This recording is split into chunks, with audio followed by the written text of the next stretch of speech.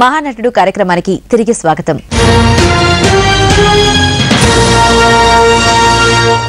విఠలాచార్య చిత్రాల్లో కథానాయకుని మారువేషాలు సరదాగా ఉంటాయి. హీరో రాజా వజ్రాల వ్యాపారిగా వచ్చి రాజనాలకు కృష్ణకుమారికి ఏ నగలు కావాలో చెప్పటం, ముచ్చటపడ్డ రాజనాలను వారించటం తమాషాగా ఉంటుంది. గోలుకొండ నుంచి ఒక రత్నాల వ్యాపారం వచ్చాడు ప్రభు. మంచి మంచి నగలు తెచ్చాడు ప్రభు. సమయానికి వచ్చాడు. పెళ్లి కుమార్తెకు మంచి విలువైన రత్నాహారాలు తీసుకుందాం. రమ్మన పోయి.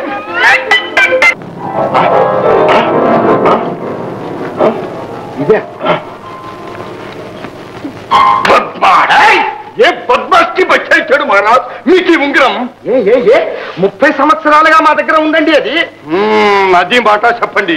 అందుకే పెళ్లి పటాకులు లేకుండా ముదిరిపోయిన బెండకాయలాగా పండిపోయి ఉండిపోయినారు. దేఖో మహారాజ్ మొత్తమే మత్తాయి మత్తా మత్తా. ఆ మత్స్యలో దోషం ఉందన్న మాట. అన్న మాటనే మహారాజ్, మాది మాట. పత్తర్ కి లాల్ కి మాట, అది మాట. అందుకే ప్రేమకి దర్వాజా బంద్. మేక పిల్లలాగా ఉండవలసిన ఈ స్త్రీ పులి పిల్లలాగా పుష్యమంటా ఉంది. మాలతి,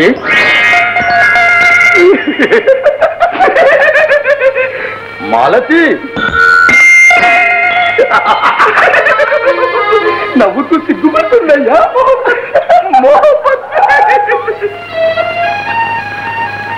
మాలతి లాల్ గారు మళ్ళీ ఏమొచ్చిందండి? అరే హెచ్చర చేయించకూడదు మహారాజ్. పత్రకి చూపించండి. ప్రేయసి,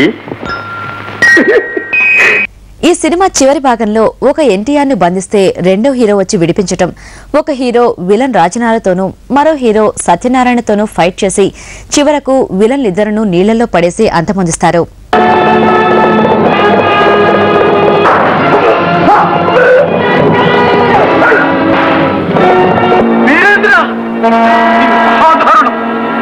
ఇంతవరకు చేసిన ఘోరాలు చాలు వీరేంద్ర. ఆదరంతో కౌగులించవలసిన నీ అన్న కుమారుడు నీ చేతులారా అతని కళ్ళు పొడిపిస్తావా వీరేంద్ర? వద్దు వద్దు వీరేంద్ర, వీరేంద్ర. ఏమిటలా ఊరి చూస్తున్నా?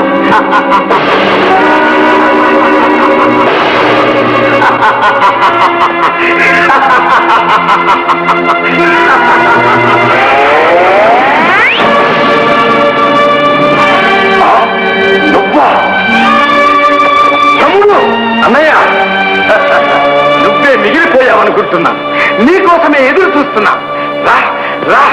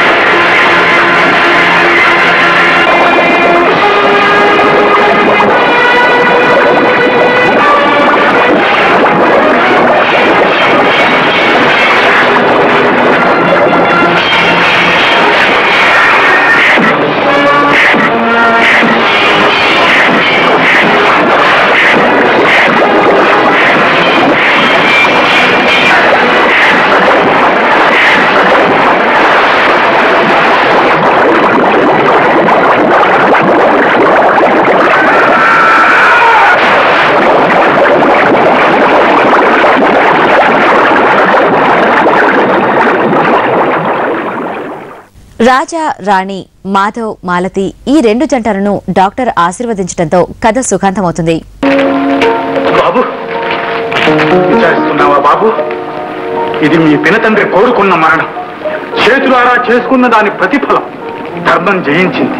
విచారించకు బాబు, విచారించకు. ఎస్ మాధవ్, చెడ్డవాళ్ళందరూ ఇటులనే అనుభవిస్తారు. That is the will of God. తమ్ముడు,